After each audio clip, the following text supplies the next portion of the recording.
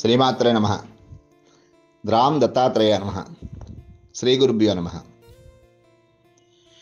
వీక్షకులకు స్వాగతం.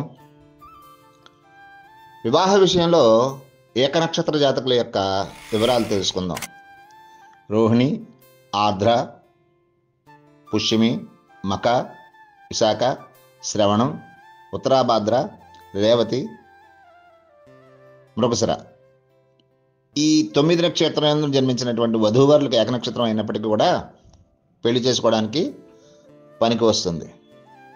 ఇక అశ్వని, భరణి, ఆశ్లేష, స్వాతి, అనురాధ, మూల, శతభిషం ఈ 8 నక్షత్రాలు మాత్రం మధ్యమంగానే చూడవచ్చు.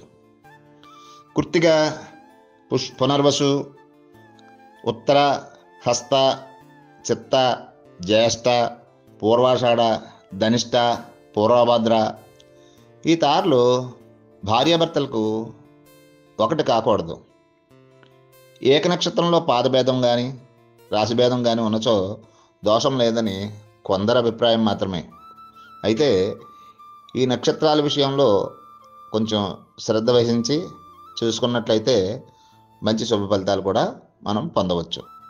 ఇక త్రిజ్యేష్ఠ విచారణ చేస్తే జ్యేష్ఠమాసంలో తొలిచూరు వరుడు, తొలిచూరు కన్యక ఈ మూడింటిని త్రిజ్యేష్ఠం అంటారు.